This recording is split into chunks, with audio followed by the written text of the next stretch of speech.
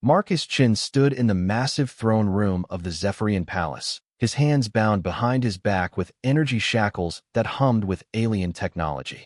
The crystalline walls rose hundreds of feet above him, carved with intricate patterns that seemed to shift and move in the strange purple light that filled the chamber. He had been here for 3 days now, waiting for an audience with the queen of the most powerful empire in this sector of the galaxy. The human had never expected to find himself in this position. 6 months ago, he had been nothing more than a cargo hauler, moving supplies between the outer rim colonies and the inner systems. His ship, the Wanderer, was old and patched together from spare parts, but it was reliable and it was his. More importantly, it could go places that the fancy corporate vessels couldn't reach. That had been his downfall, in a way. The ability to navigate the dangerous asteroid fields and unstable wormholes had made him valuable to people who operated in the shadows. When the credits were good enough, Marcus didn't ask too many questions about what he was hauling or where it was going. It was a policy that had kept him fed and his ship flying for nearly a decade. But this last job had been different. The contact had been a nervous Tyrellian merchant who claimed he needed medical supplies delivered to a research station in the Outer Veil. The pay had been exceptional, enough to keep Marcus comfortable for a year. The destination was remote, but not particularly dangerous. It should have been a simple run. Marcus should have known better when the merchant insisted on loading the cargo himself. He should have been suspicious when the sealed containers were heavier than medical supplies should have been. Most of all, he should have scanned them before accepting the job. But the credits had already been transferred to his account, and Marcus had learned long ago that sometimes it was better not to know what you were carrying. The trouble had started when the Zephyrian patrol intercepted him just outside their territorial space. The insectoid aliens were known for their strict border controls, but they usually just demanded to see shipping manifests and proof of legitimate business. This time, they had boarded his ship immediately and torn it apart looking for something specific. When they found the hidden compartments in his cargo hold, Marcus knew he was in serious trouble. The containers held weapons. Not just any weapons, but Zephyrian military-grade plasma rifles that had been stolen from an armory raid 3 months earlier. The theft had been big news across the sector, and the Zephyrians had been hunting for the missing weapons ever since. Marcus had tried to explain that he was just a courier, that he hadn't known what he was carrying. The patrol captain had listened with the cold patience that the insectoid species was known for, then ordered him arrested for weapons smuggling and conspiracy against the Zephyrian state. Both charges carried a death sentence. Now he waited in the throne room, surrounded by guards whose compound eyes never stopped watching him. The Zephyrians were not a cruel people, but they were methodical and absolute in their justice. They would hear his case, examine the evidence, and then execute him in whatever manner their law prescribed for his crimes. The massive doors at the far end of the chamber began to open with a deep, resonant hum. Marcus straightened his shoulders and lifted his chin. If he was going to die, he would face it with dignity. His father had been a Marine, and his grandfather before him. The Chin family might not have much, but they had always faced their problems head-on. The Queen of the Zephyrians entered the chamber, and Marcus forgot to breathe. He had seen images of Queen Zethera before, of course. She was one of the most powerful rulers in known space, commanding a fleet that could level entire star systems and an economy that dwarfed most galactic federations. But the images hadn't captured the sheer presence she carried with her. She was tall, even for a Zephyrian, standing nearly 8 feet in height. Her exoskeleton was a deep blue-black that seemed to absorb light, marked with intricate silver patterns that indicated her royal bloodline. Her forearms moved with fluid grace, and her compound eyes held an intelligence that was almost frightening in its intensity. She wore robes of deep purple that flowed around her like liquid shadow, and a crown of crystalline spikes that caught the chamber's strange light and threw it back in rainbow patterns. But it was more than her physical appearance that impressed Marcus. There was an aura of authority around her that seemed to press against his mind, a presence that spoke of absolute power wielded with careful precision. This was a being who had ruled for over 2 centuries, who had expanded her empire across dozens of star systems, and who commanded the loyalty of trillions of subjects. The queen approached the simple chair that had been placed in the center of the room for her use. Her retinue followed at a respectful distance, advisors, generals, and courtiers whose own presence would have been intimidating in any other context. Here, they seemed like shadows beside their monarch. She settled into her chair with elegant grace, her compound eyes fixing on Marcus with an intensity that made him want to look away. He forced himself to meet her gaze, drawing on reserves of courage he hadn't known he possessed. If these were to be his last moments of life, he would face them as a human should. "Marcus Chun of Earth," the queen said, her voice carrying clearly through the chamber despite being surprisingly soft. The translation device implanted behind his ear rendered her words in perfect English, though he could hear the harmonic undertones of her natural speech beneath it. "You stand accused of smuggling stolen military weapons through Zephyrian space and conspiring to arm enemies of our state." "I understand the charges, Your Majesty," Marcus replied, keeping his voice steady. "I've already told your investigators that I was unaware of the true nature of my cargo. I was hired to transport what I was told were medical supplies." "Yes, I have read the reports of your interrogation," the queen said. "You have maintained your innocence consistently, even under neural scanning. Our analysts believe you are telling the truth about not knowing what you carried." Marcus felt a flicker of hope. If they believed he was innocent of intentional wrongdoing, perhaps there was a chance they would show mercy. However, the queen continued, and that hope died. "Ignorance is not a defense under Zephyrian law. You accepted cargo without proper verification. You failed to scan containers before transport. You operated in the shadow economy without regard for the consequences of your actions. These choices led directly to an attempt to smuggle stolen weapons that could have been used to kill Zephyrian citizens." Marcus nodded slowly. He had known this was likely to be the outcome. Zephyrian law was famous for its inflexibility. They believed that personal responsibility was absolute, that every individual was accountable for the consequences of their choices regardless of their intentions. "Do you have anything to say before I pronounce sentence?" the queen asked. Marcus considered his options. He could beg for mercy, but that would accomplish nothing except to diminish his dignity in his final moments. He could protest his innocence again, but she had already acknowledged that they believed him. He could remain silent and accept his fate with stoic grace. Instead, he surprised himself by speaking from the heart. "Your Majesty, I won't ask for mercy because I know your laws don't allow for it," he said. "I made the choice to take that job without asking the right questions. I made the choice to operate in the shadow economy because the pay was good and I didn't want to work for the big corporations.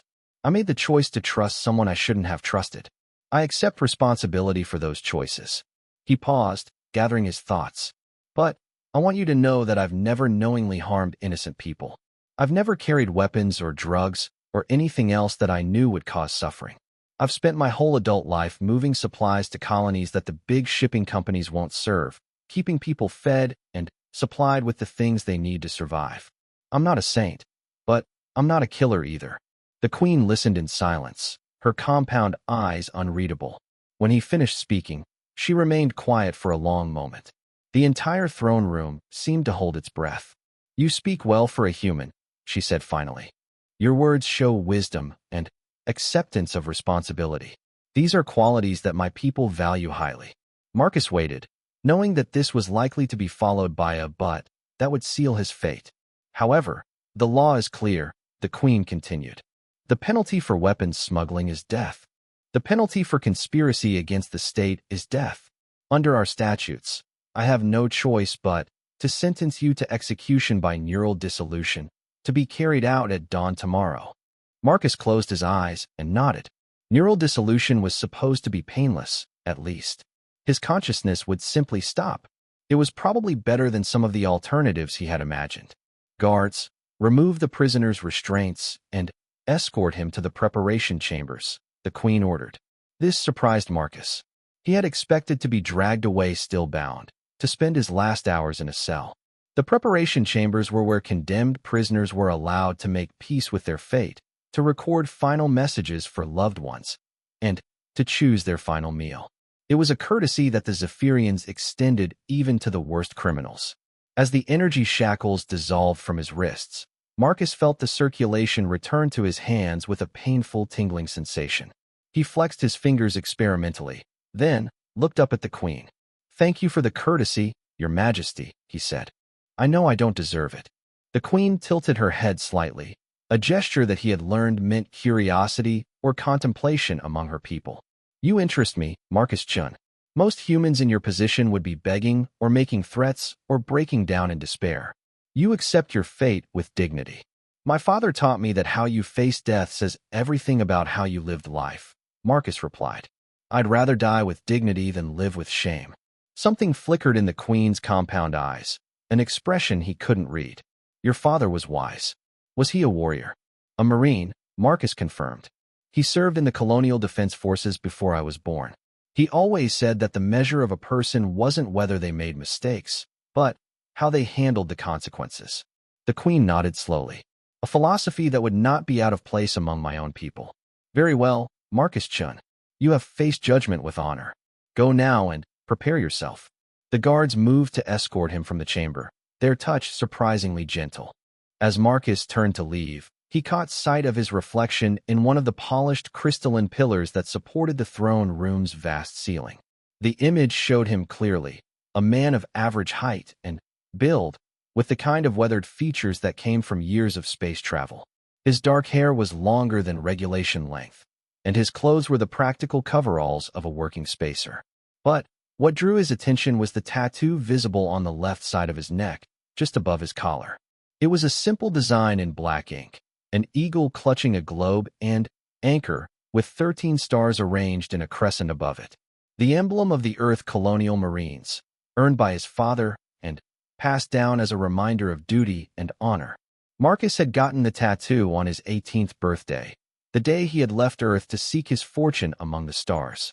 His father had disapproved, saying that honor couldn't be inherited, only earned. But Marcus had wanted to carry something of his family's legacy with him into the void. Now, as he prepared to face death, he found some comfort in the reminder that he came from a line of people who had faced impossible odds and never backed down. It wasn't much, but it was something. The guards led him from the throne room through corridors lined with more of the strange crystalline carvings that seemed to be the signature of Zephyrian architecture. Other aliens moved past them in the halls, courtiers and servants and officials going about their daily business in the heart of one of the galaxy's most powerful empires. Some of them paused to stare at the human prisoner being escorted to his death. Marcus kept his head high and his expression calm, refusing to give them the satisfaction of seeing him broken. If word of his execution reached other humans, he wanted them to know that he had represented his species with dignity. The preparation chambers turned out to be surprisingly comfortable. The room they assigned him was large and well-lit, with a bed, a desk, and a communications console that would allow him to send messages anywhere in the galaxy.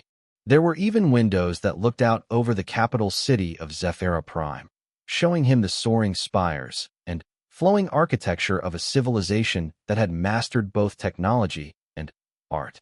"You have 12 hours, the guard captain informed him. His translator rendered the Zephyrian's words in a tone of professional courtesy. "Food will be brought if you request it. The communication system is active for personal messages only. A spiritual advisor will attend you if you wish to speak with someone about your beliefs." "Thank you," Marcus said simply. When the door sealed behind the guards, Marcus was alone for the first time in days. He walked to the window and looked out over the alien city, watching the streams of flying vehicles move between the towers like schools of luminescent fish. Somewhere down there, millions of Zephyrians were going about their lives, working and loving and hoping for the future, completely unaware that a human was about to die in the palace above them. It occurred to Marcus that he should probably be angry. He had been set up by the merchant who hired him, betrayed by someone he had trusted to deal fairly with him. He was going to die for crimes he hadn't knowingly committed, executed by aliens who had already determined that he was telling the truth, but didn't care because their laws allowed no flexibility. But he found that the anger wouldn't come. Maybe it was exhaustion, or maybe it was acceptance, but he felt strangely at peace. He had lived 34 years, and while he hadn't accomplished anything that would make him famous, he had lived freely and on his own terms.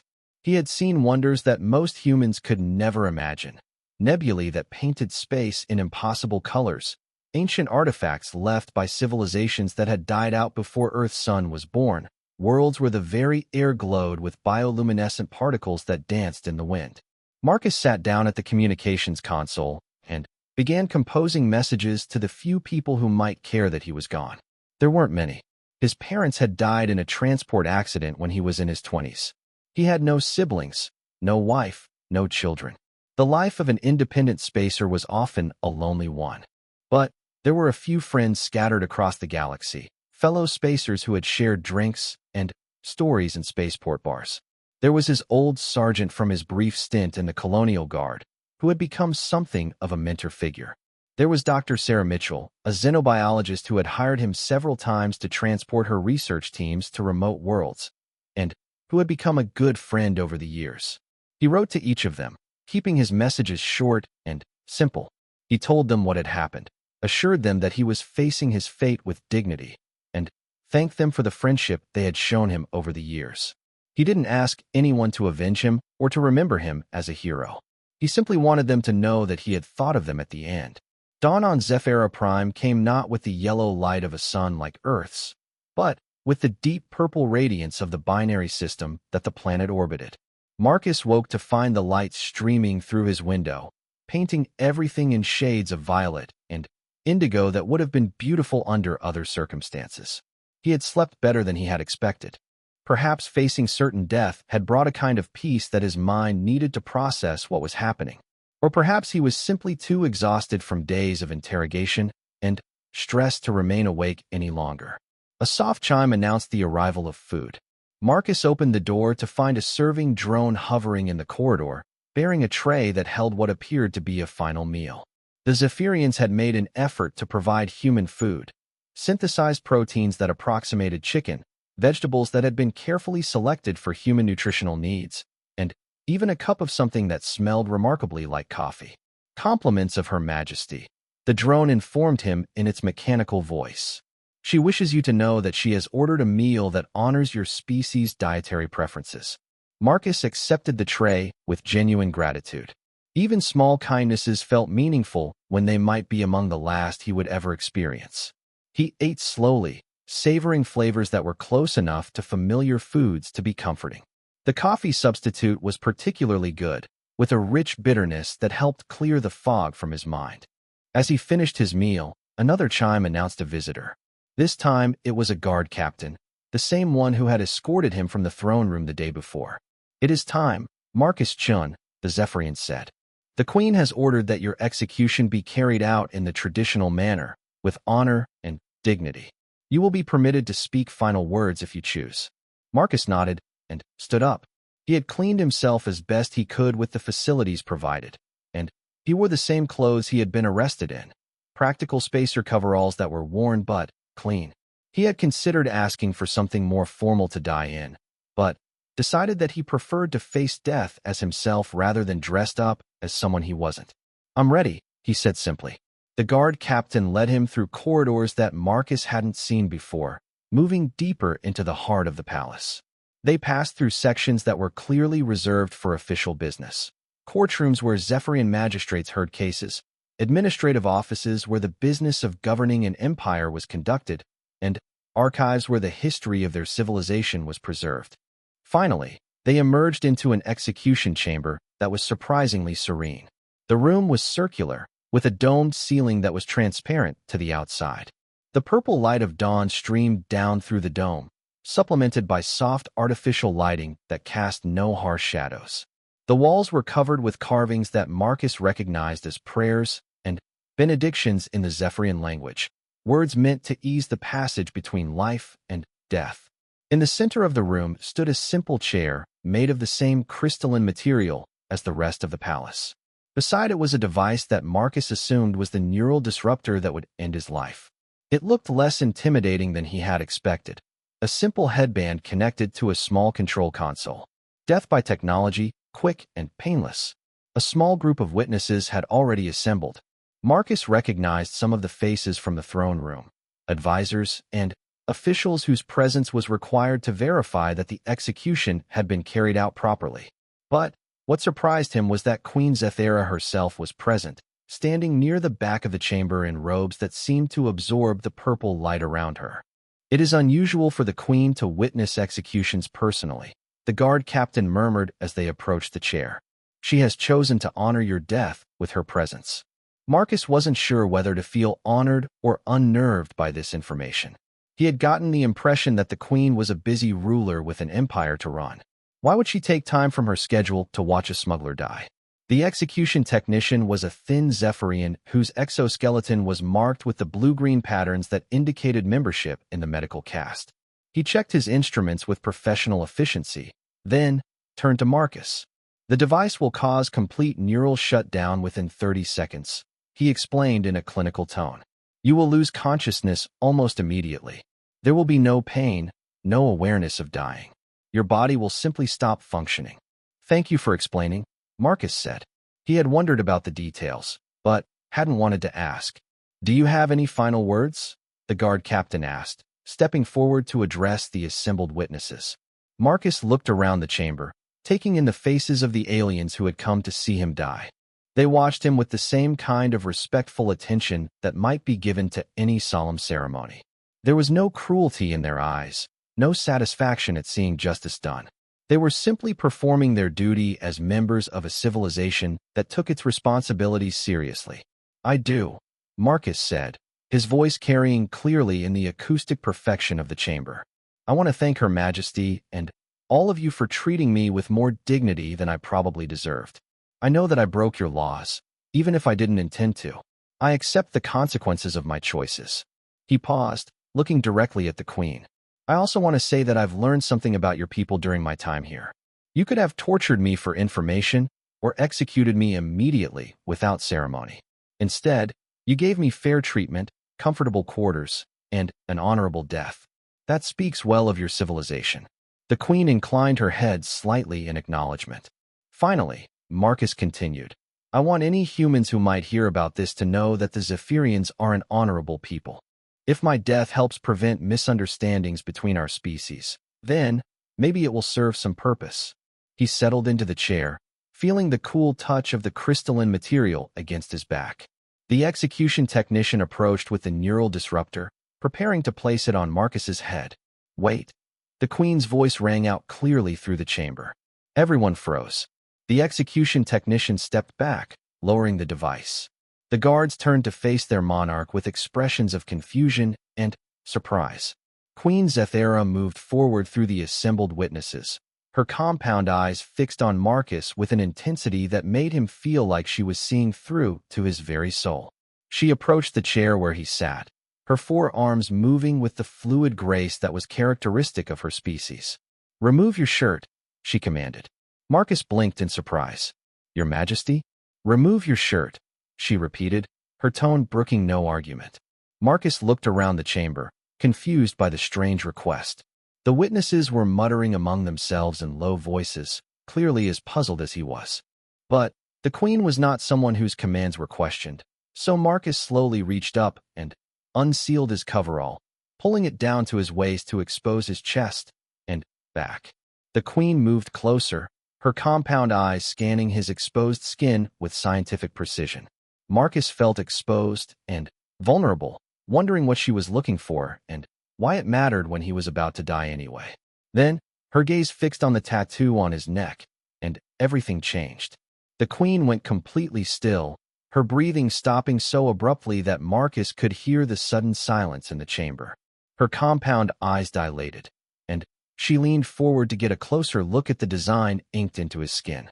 For a long moment, the only sound in the chamber was the soft hum of the palace's environmental systems.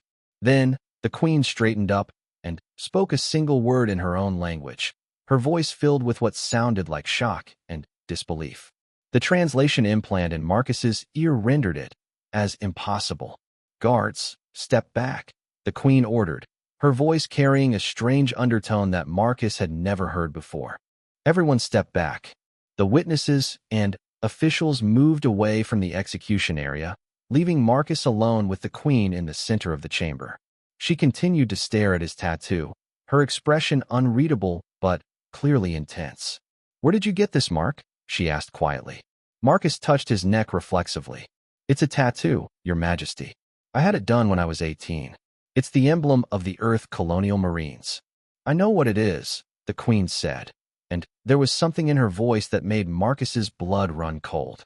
But that specific design, the 13 stars arranged in a crescent above the eagle, that is not the standard Marine emblem. Marcus felt a chill run down his spine.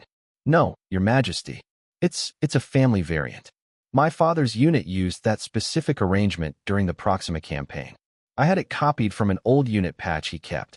The Queen's compound eyes seemed to bore into him. What was your father's name? David Chun. Marcus replied, confusion growing. Sergeant David Chun, 3rd Reconnaissance Battalion, Proxima Expeditionary Force. The Queen took a step back, her forearms trembling slightly. She spoke again in her own language, this time loud enough for everyone in the chamber to hear. Marcus's translator struggled with the words, rendering them as something like the debt bond lives or the life debt endures. Your Majesty, the guard captain ventured, moving closer with obvious concern. The Queen raised one of her hands to silence him, never taking her eyes off Marcus. When she spoke again, it was in a voice so quiet that only Marcus could hear her. 37 years ago, I was not a queen, she said. I was the youngest daughter of the royal family, barely past my coming of age, sent on a diplomatic mission to establish contact with a new species that had recently achieved interstellar flight. That species called themselves humans. Marcus stared at her, pieces of a puzzle beginning to form in his mind. The mission went badly, the Queen continued.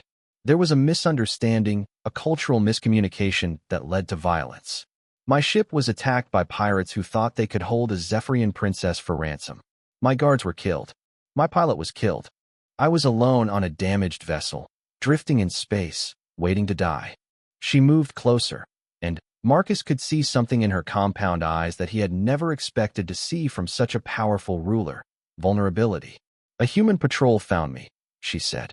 A small reconnaissance unit that was investigating reports of pirate activity in the sector. They had no obligation to help an alien princess from a species they had never seen before. They could have left me to die, or turned me over to the pirates for whatever reward they might have offered. Marcus's heart began to pound as understanding dawned. Instead, they fought off the pirates and rescued me, the Queen said. One of them, a sergeant with kind eyes and steady hands, stayed with me while his medic treated my injuries. He told me about his home, about Earth and its blue skies and green plants. He showed me pictures of his wife and his young son. And when I asked him why he had risked his life to save an alien stranger, he told me that it was simply the right thing to do. She reached out with one of her lower arms and gently touched the tattoo on Marcus's neck. The sergeant wore this mark, she whispered.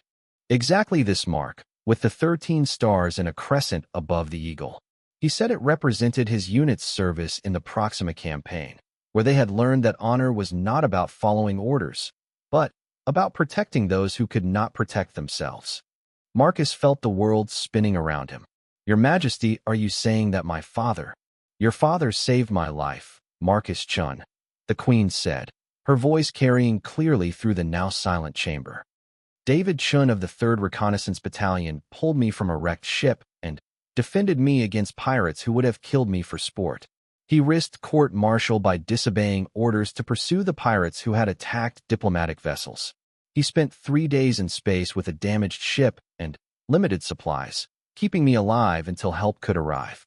She straightened up, and when she spoke again, her voice carried the full authority of her position.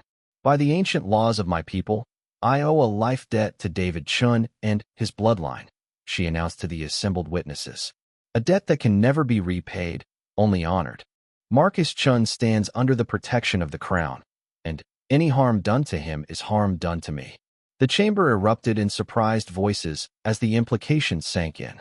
Officials and advisors began talking among themselves in rapid, urgent tones. The guard captain looked like he had been struck by lightning. Marcus sat in the execution chair, still shirtless, trying to process what was happening. His father had saved an alien princess 37 years ago, and that princess had grown up to become the most powerful ruler in this sector of the galaxy. The simple act of doing the right thing, performed by a Marine sergeant who probably never thought about it again, had just saved his son's life. Guards, release Marcus Chun from all restraints and charges, the Queen commanded. He is to be treated as an honored guest of the royal family, with all the privileges that status entails. But, Your Majesty, one of the advisors protested, the weapons smuggling charges are hereby dismissed, the Queen said firmly. Under royal prerogative and the ancient law of life debt, I declare Marcus Chun innocent of all crimes against the Zephyrian state. She turned back to Marcus, and, for the first time since he had met her, he saw something that might have been a smile in her alien features. Your father told me that humans believed in something called honor, she said quietly. He said it meant standing by your principles even when it cost you everything. Today, you have shown me that his son carries the same honor. Marcus found his voice at last. Your Majesty, I don't know what to say. Say nothing, the Queen replied. Simply accept that sometimes the universe rewards those who do the right thing, even when it takes 37 years for the reward to arrive. She gestured to the guards, who were still standing in shocked silence.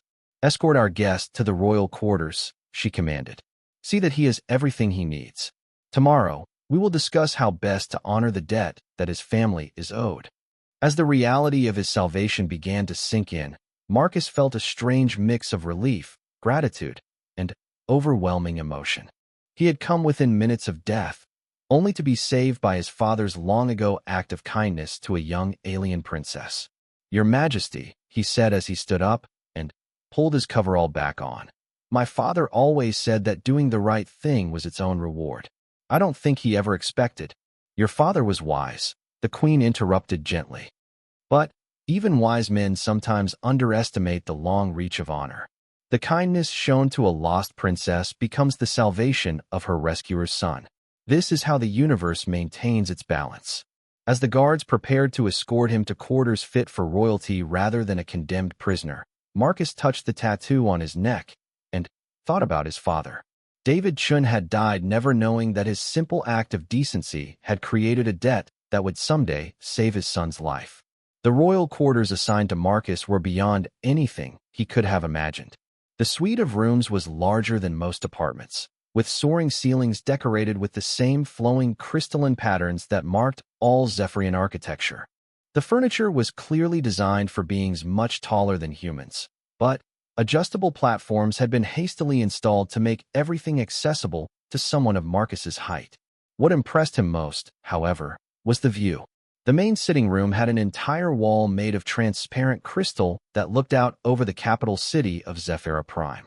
From this height, Marcus could see the vast scope of the Zephyrian civilization, towers that stretched toward the purple sky, parks where alien plants grew in carefully tended gardens, and the constant flow of air traffic that connected all parts of the massive metropolis. A soft chime announced the arrival of a visitor. Marcus opened the door to find a Zephyrian wearing the silver and blue robes that marked the diplomatic caste. Honored guest, the alien said with a formal bow that brought his compound eyes down to Marcus's level. I am Ambassador Kethvar, senior advisor to Her Majesty in matters of interspecies relations. The Queen has asked me to attend to your needs and to explain your new status within our society. Marcus gestured for the ambassador to enter, still struggling to adjust to being treated as an honored guest rather than a condemned prisoner. Please, come in. I have to admit, I'm still trying to understand what happened back there. Ambassador Kethvar moved into the sitting room with the fluid grace characteristic of his species. Unlike the Queen's imposing presence, he projected an aura of scholarly calm that Marcus found reassuring. What happened? The ambassador said as he settled onto a chair that adjusted automatically to accommodate his height, was the invocation of one of our oldest and most sacred laws. The life debt is a concept that predates our current empire by thousands of years. It recognizes that some actions create obligations that transcend normal legal and social boundaries. But surely there have been other cases where Zephyrians were helped by aliens, Marcus said. Why is this situation different? The ambassador's compound eyes showed what Marcus had learned to recognize as approval. An excellent question, and one that demonstrates your intelligence. You are correct that there have been other instances of aliens providing assistance to my people. However, the life debt is only created under very specific circumstances. He leaned forward slightly, his forearms gesturing as he explained. First, the assistance must be provided at great personal risk, with no expectation of reward. Your father and his unit disobeyed direct orders to pursue the pirates who had attacked diplomatic vessels. They risked court-martial and imprisonment to save someone they had never met. Marcus nodded, remembering stories his father had told about the incident. At the time, David Chun had described it as simply doing his job, but Marcus now understood that it had been much more than that. Second, the ambassador continued, the assistance must be provided to someone of royal blood during a moment of genuine mortal peril. Princess Zethera, as she was then known, would have died if not for the intervention of your father's unit. Her life was directly saved by their actions. And third, Marcus asked, third, the debt must be acknowledged by the royal person themselves, not imposed by others. The queen herself invoked the life debt. No advisor or court official could have done so on her behalf. Ambassador Kethvar paused, his compound eyes taking on what Marcus interpreted as a thoughtful expression. I have served in the royal court for over 60 years, he said quietly, and this is only the second time I have seen a life debt invoked. The last time was when the queen's own grandfather was saved by a Tyrellian merchant who sacrificed his ship to protect the royal transport from asteroid impact. That debt elevated the merchant's entire family to noble status within the empire. Marcus felt a chill at the implications. Are you saying that my family is now considered nobility? Not exactly, the ambassador replied. The life debt creates a unique status that exists outside our normal social hierarchy. You are not a noble in the traditional sense, but you are under the direct protection of the crown. Your legal status is similar to that of a royal family member, with all the privileges and responsibilities that entails. The room fell silent as Marcus tried to process this information. Yesterday he had been a simple cargo hauler, then a condemned criminal, and now apparently some sort of honorary royalty. The transformation was so dramatic that he wondered if he was dreaming. What does this mean practically? Marcus asked finally. It means many things, the ambassador said. You have the right to an audience with the queen at any time. You can travel freely throughout Zephyrian space without restriction. No Zephyrian court has jurisdiction over you except the royal court itself. You are entitled to protection by the royal guard if you request it. He paused, then continued with obvious importance. Most significantly, it means that any offense against you is considered an offense against the royal family. Anyone who harms you, cheats you, or shows you deliberate disrespect faces the same penalties they would face for committing those acts against the queen herself. Marcus whistled softly. That was a level of protection he had never imagined possible. However, the ambassador added, the status also comes with obligations. You are expected to conduct yourself in a manner that reflects well on the royal family. You cannot use your status for personal gain at the expense of others, and you are expected to serve the greater good of the empire when called upon to do so. Before Marcus could ask what that might mean, another chime announced a new visitor. This time, it was a different Zephyrian, one whose exoskeleton bore the intricate patterns that marked the military caste. The newcomer wore a uniform of deep blue trimmed with silver, and Marcus noticed immediately that other Zephyrians in the corridor bowed respectfully as he passed. General Vexoth, Ambassador Kethvar said, rising quickly to offer a formal bow. An unexpected honor. The general acknowledged the ambassador with a brief nod, then turned his attention to Marcus. His compound eyes were sharp and calculating, the gaze of someone accustomed to evaluating threats and opportunities. So you are the son of David Chun, the general said without preamble. His voice carried the crisp authority of long command. I have been reading the reports of his actions during the Proxima incident. Impressive work. You know about my father? Marcus asked, surprised. I make it my business to know about anyone whose actions affect the royal family, General Vexoth replied. After the Queen invoked the life debt this morning, I had my intelligence staff compile a complete dossier on your father and his unit. The 3rd Reconnaissance Battalion had quite a reputation. The general moved to the crystal wall and looked out over the city, his forearms clasped behind his back in a pose that reminded Marcus strongly of military officers he had known.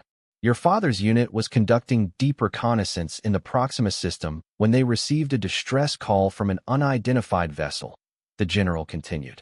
Standing orders were to avoid contact with unknown aliens and report any encounters to Fleet Command.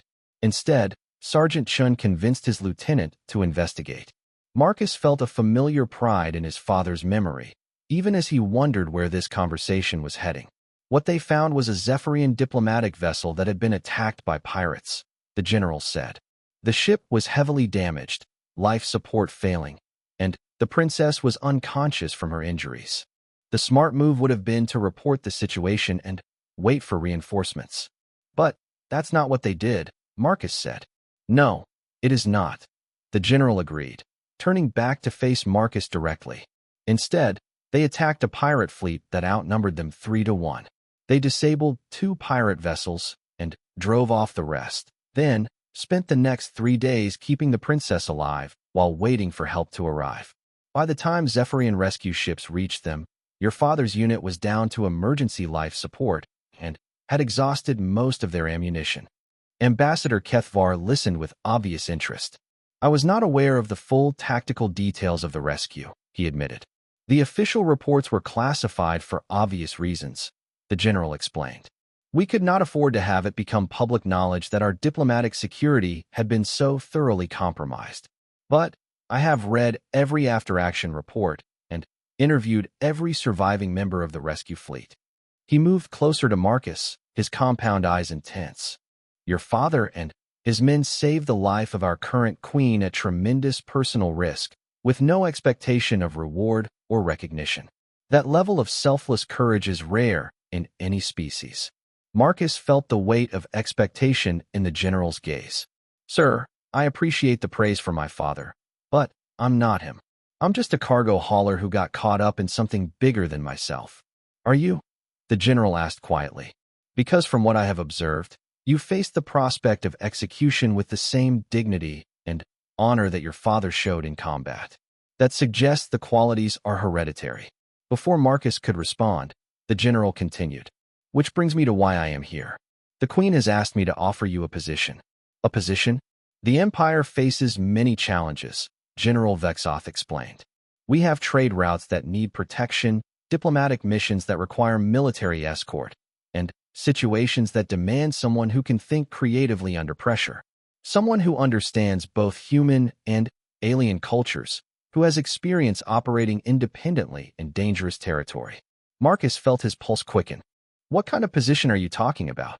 Special operations, the general said simply. Missions that require someone with your unique background and new legal status. You would work directly for the royal court, with authority to operate throughout the empire as you see fit. Ambassador Kethvar looked surprised. General, surely such an offer should go through proper diplomatic channels. The Queen herself authorized me to make this offer, the general interrupted smoothly. She believes that Marcus Chin's unique position and background make him ideally suited for certain types of missions that conventional military or diplomatic personnel cannot handle effectively. Marcus stared at both aliens, trying to understand what he was being offered. You want me to become some kind of agent for the Zephyrian Empire? I want you to become someone who can prevent the kind of misunderstandings and conflicts that led to your current situation, the general replied. Your case is not unique, Marcus Chin. There are humans throughout this sector who operate in the gray areas of galactic law, often without understanding the consequences of their actions. Many of them end up in situations similar to yours, but without a life debt to protect them. The implications began to sink in. You want me to work with humans who might be getting themselves into trouble with alien laws. Among other things, the general confirmed. Your human perspective, combined with your new status within our empire, would allow you to serve as a bridge between cultures. You could prevent conflicts before they start, negotiate solutions that satisfy both human and alien legal requirements, and ensure that misunderstandings do not escalate into violence.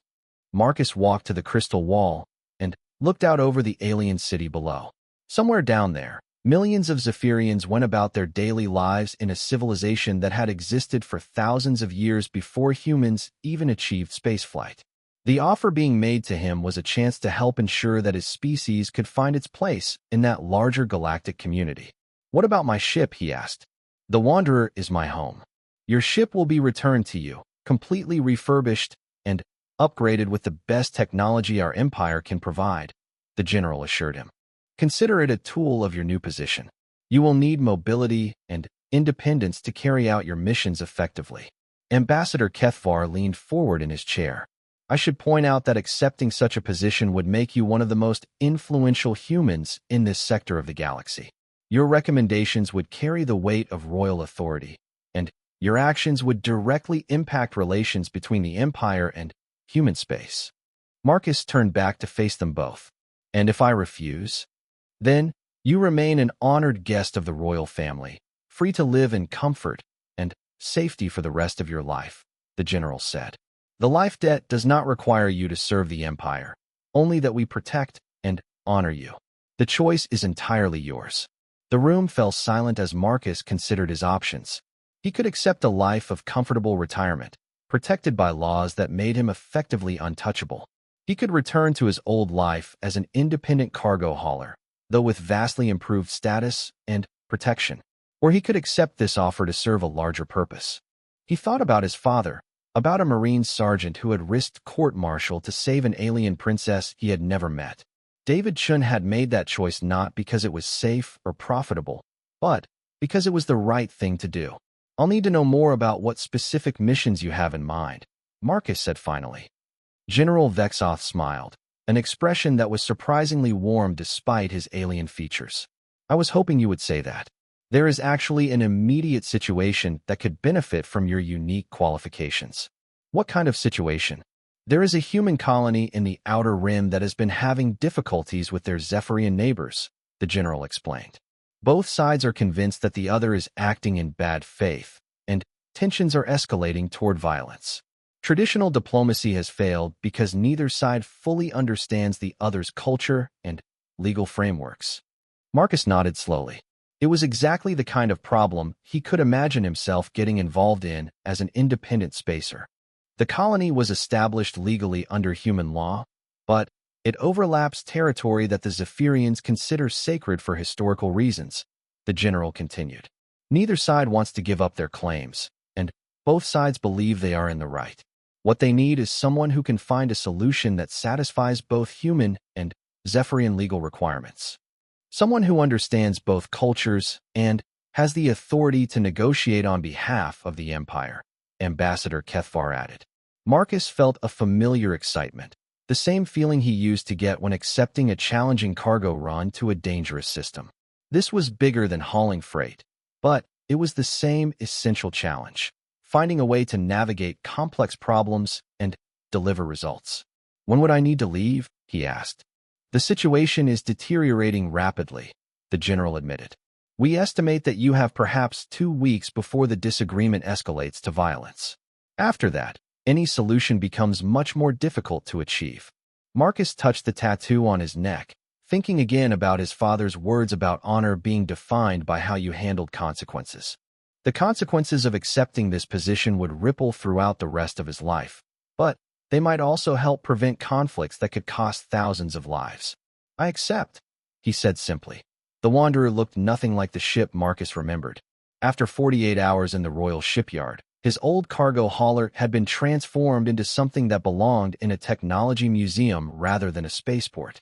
The hull, once patched and scarred from years of hard use, now gleamed with a metallic finish that seemed to shift colors in the light.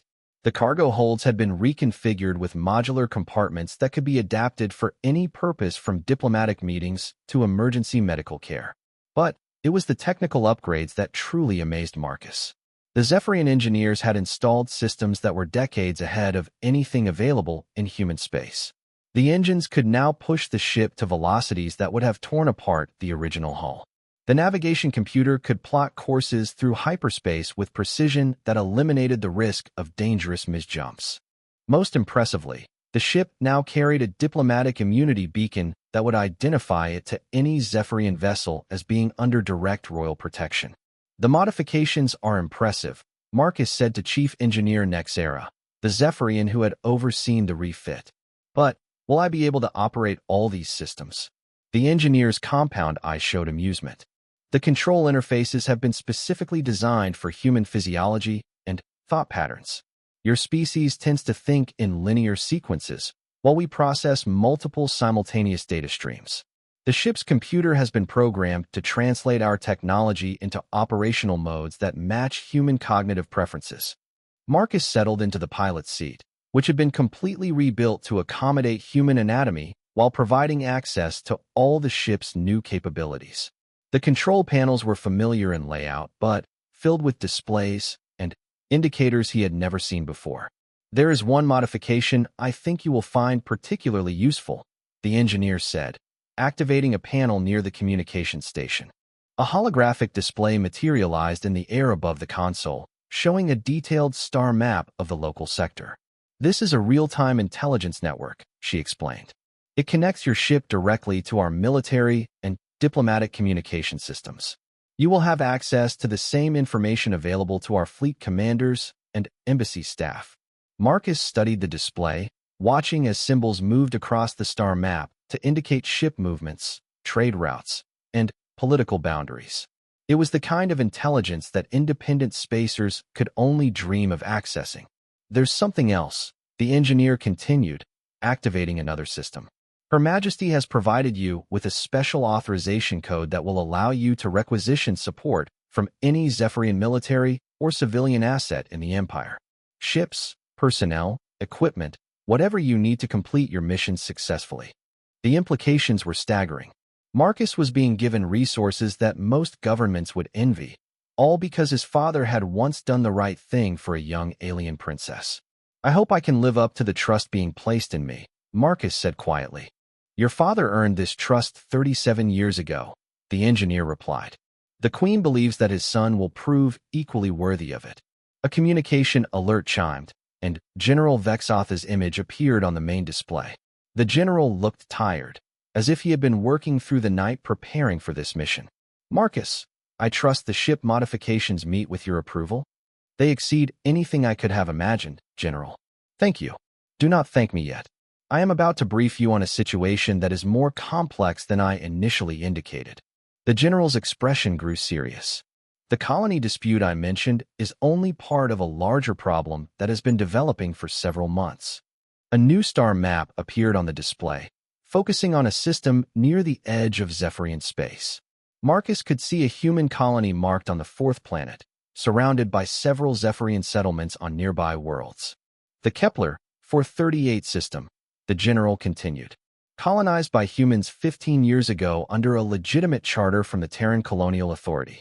The colonists are primarily agricultural specialists who have developed revolutionary techniques for growing earth crops in alien soil." Marcus studied the tactical display. "I assume the problem isn't with their farming methods. The problem is with the location they chose for their primary settlement," the general replied grimly. "Unknown to the human colonists, they built their main city directly on top of what the Zephyrians call a remembrance site." Marcus felt a chill of understanding. Even his limited knowledge of Zephyrian culture included awareness of how seriously they took their historical sites. A remembrance site is a location where significant numbers of Zephyrians died in service to the Empire, the general explained.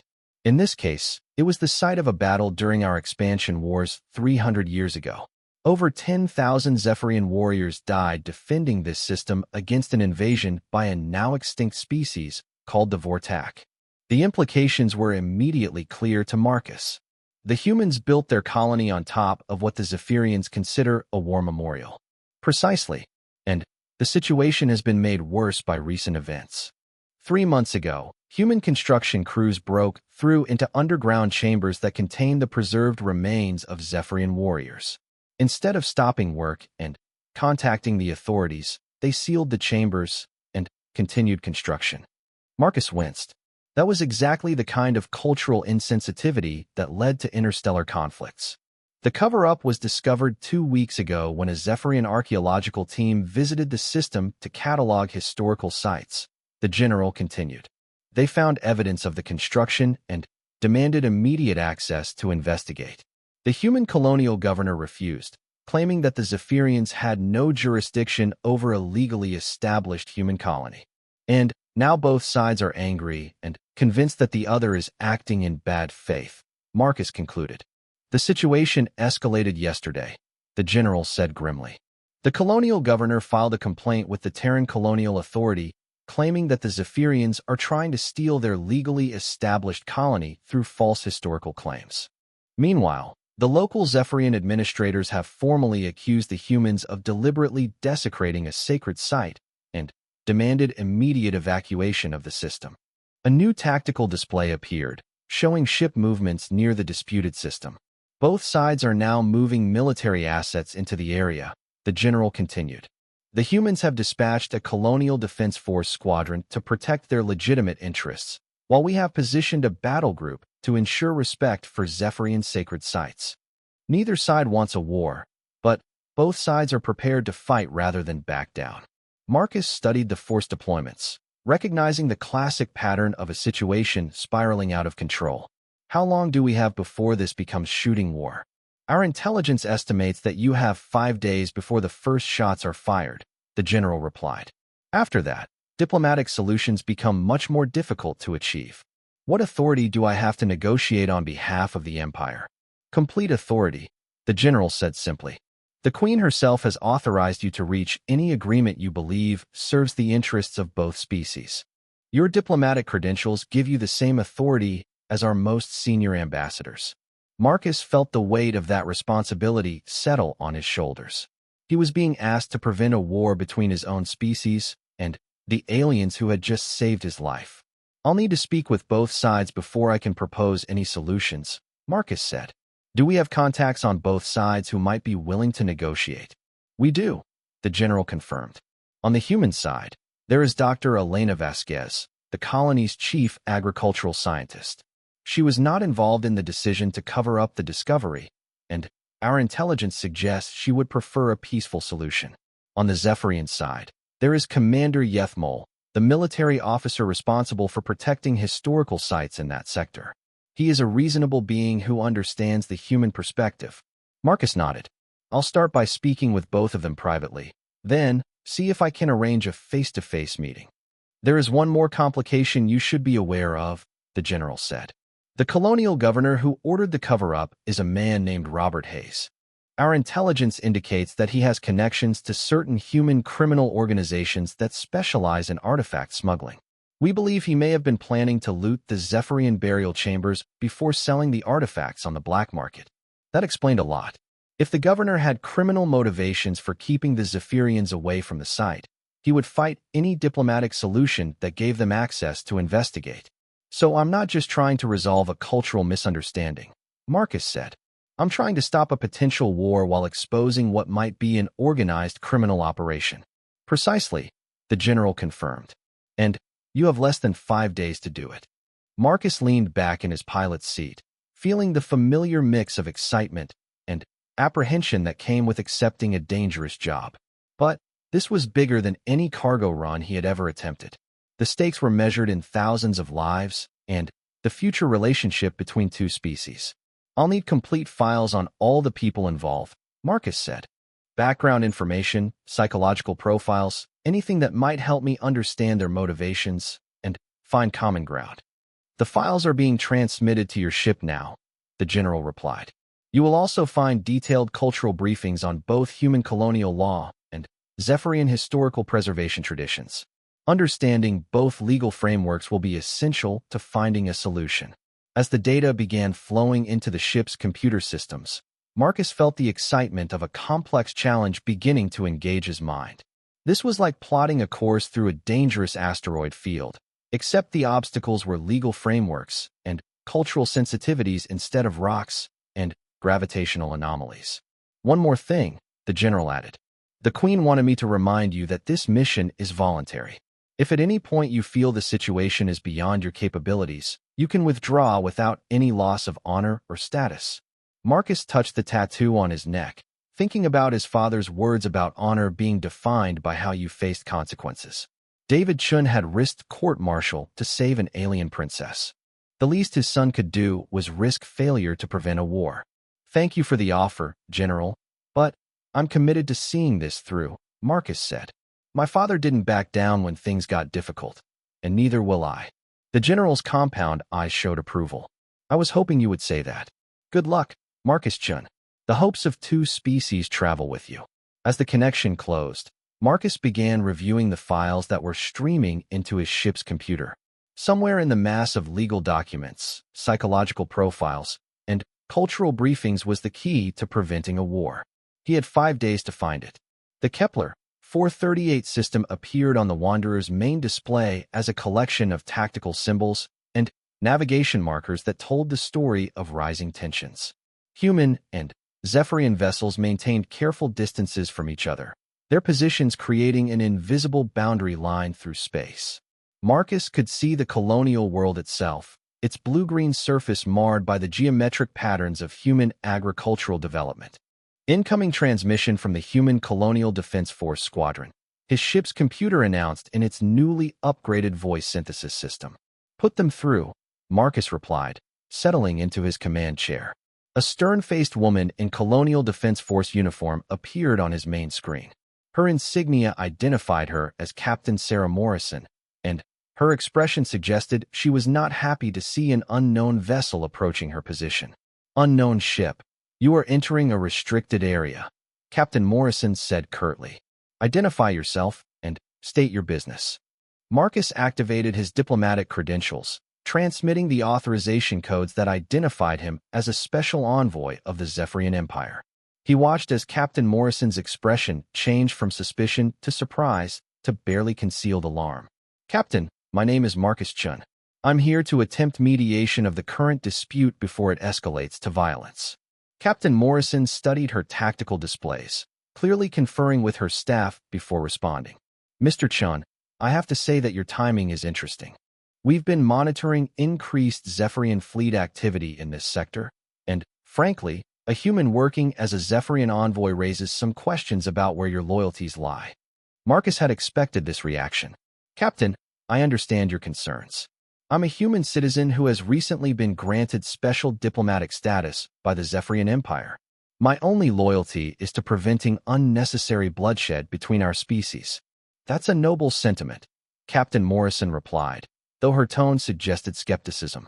"But the fact remains that the humans in this system are under threat from alien forces, and you're here representing those same aliens." "I'm here representing the possibility of peace," Marcus said firmly. "But I need to speak with people on both sides who are willing to negotiate. Can you put me in contact with Dr. Elena Vasquez?" Captain Morrison's expression grew more guarded.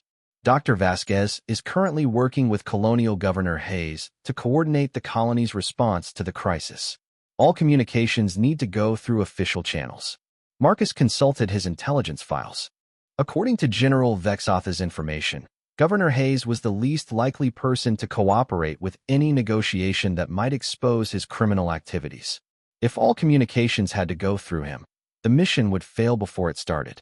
"Captain, I need you to understand something," Marcus said, choosing his words carefully. "According to my intelligence, this situation is more complex than a simple territorial dispute. There may be criminal elements involved that have their own motivations for preventing a peaceful resolution." Captain Morrison's eyes narrowed. "What kind of criminal elements?" Marcus made a decision to share some of his intelligence, hoping it would convince the military commander to help him bypass the colonial administration. "Artifact smuggling. My sources indicate that valuable historical artifacts were discovered during construction of the colony, and there may be plans to loot them before selling them on the black market." The captain was quiet for a long moment, clearly considering the implications. "Mr. Chun, if what you're saying is true, then we have Colonial Defense Force personnel protecting what might be a criminal operation. Which is why I need to speak directly with Dr. Vasquez," Marcus pressed. "She wasn't involved in the cover-up, and she may be able to provide information that helps us understand what really happened." Captain Morrison made her decision. "I can arrange a private communication channel, but it will have to be unofficial.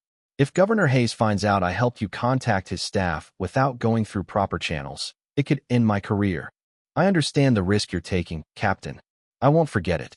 20 minutes later, Dr. Elena Vasquez appeared on Marcus's communication screen.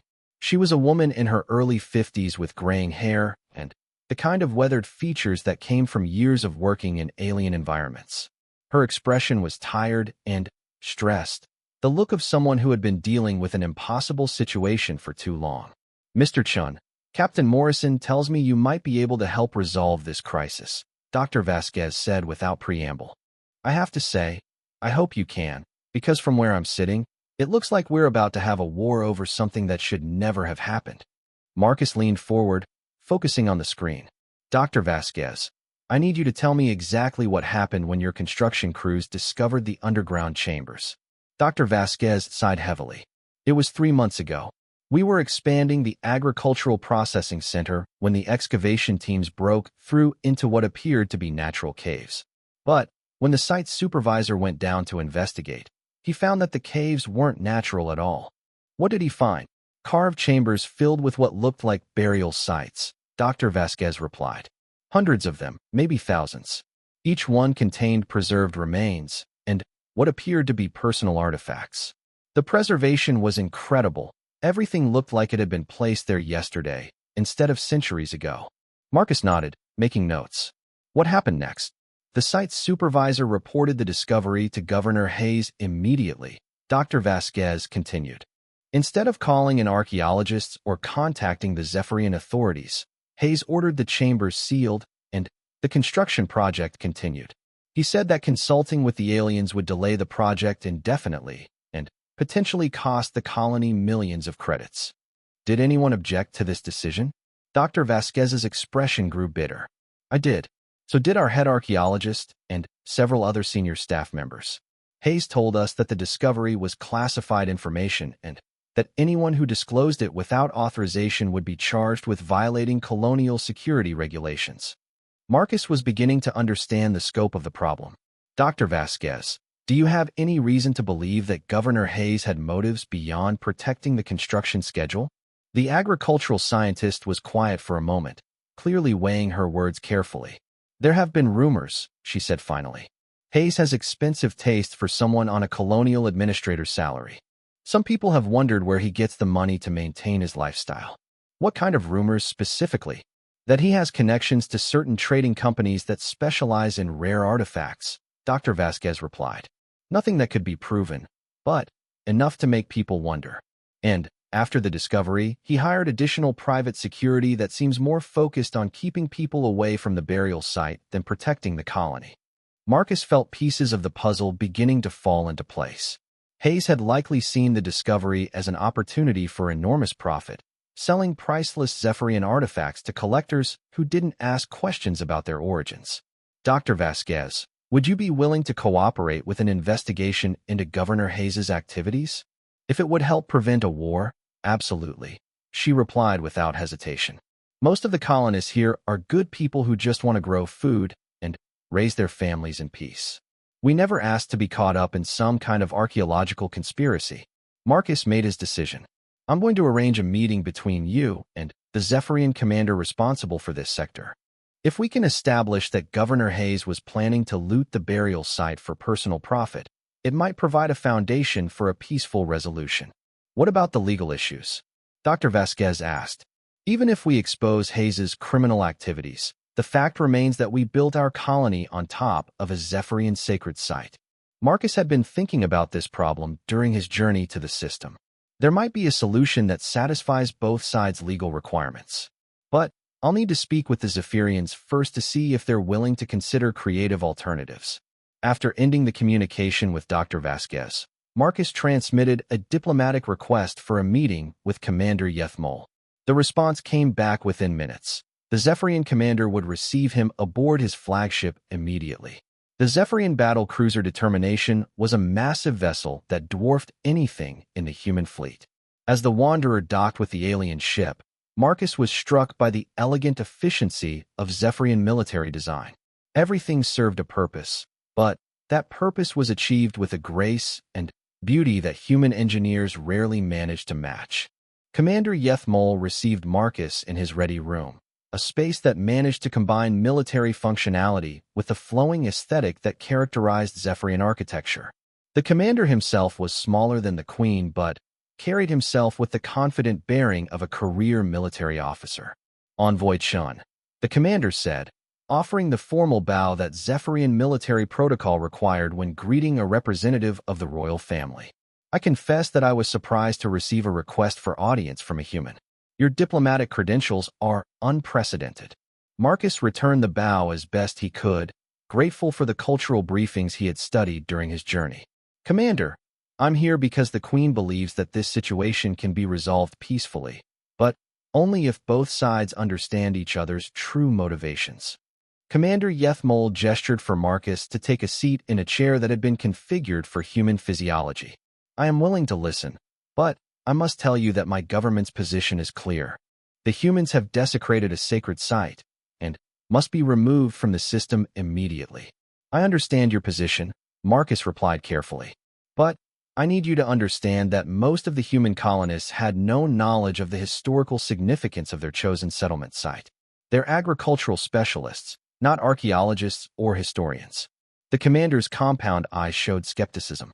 Ignorance does not excuse sacrilege, Envoy Chun. Would your people accept it if aliens built their settlements on top of your cemeteries without permission? It was a good point, and Marcus acknowledged it with a nod. You're absolutely right, Commander. But what if I told you that the human colonial administration may have discovered the burial sites and deliberately concealed them for criminal purposes? Commander Yethmol leaned forward with obvious interest. Explain. Marcus shared what he had learned from Dr. Vasquez, carefully outlining the evidence that Governor Hayes had covered up the discovery to protect what appeared to be a planned artifact smuggling operation. As he spoke, he watched the commander's expression change from skepticism to anger to grim determination. You are saying that this human administrator planned to loot the graves of our warriors for profit? The commander asked when Marcus finished. That's what the Wanderer's engines hummed with new power as Marcus plotted a course for the disputed system. Behind him, the towers of Zephira Prime glowed in the purple light of the system's binary suns. Ahead lay a challenge that would test everything he had learned about navigating the complex currents of galactic politics. But, for the first time since his arrest, Marcus Chin felt like he was exactly where he belonged, piloting his ship toward a dangerous destination, carrying cargo that could change the fate of thousands of people. The only difference was that this time, his cargo was hope for peace instead of medical supplies or stolen weapons. And, this time, the weight of two civilizations rested on his ability to deliver it safely. General Vexotha's compound eyes showed obvious satisfaction. Excellent. I will have your mission briefing prepared immediately. Your ship will be ready for departure within 48 hours. As the general prepared to leave, Marcus realized that his life had just changed in ways that were still hard to comprehend. 24 hours ago, he had been a simple cargo hauler facing execution. Now he was about to become a special agent for one of the galaxy's most powerful empires. But perhaps the most remarkable thing was that it all traced back to a single act of kindness performed by a Marine sergeant who had simply done what he thought was right. The universe, Marcus was beginning to understand, had a very long memory indeed. Maybe that was the point. Maybe true honor was only possible when you acted without expecting any reward, when you did the right thing simply because it was right. As Marcus left the execution chamber that would never see his death, he made a silent promise to his father's memory. He would find a way to honor the gift he had been given, to prove worthy of the debt that had just been called in. The universe, it seemed, had a long memory and an even longer sense of justice. When the messages were sent, Marcus lay down on the bed and tried to get some sleep. Tomorrow would come soon enough, and he wanted to face it rested and clear-headed. As he drifted off, he found himself thinking about his father's words. The measure of a person isn't whether they make mistakes, but how they handle the consequences. He hoped that somehow, somewhere, his father would be proud of how his son was handling these consequences. Outside his window, the alien city continued its timeless dance of light and motion, indifferent to the fate of one human who had wandered too far from home and found himself caught in the machinery of galactic justice. In a few hours, Marcus Chun would be dead, and the universe would continue exactly as it had before. But sometimes, the universe has a way of surprising everyone.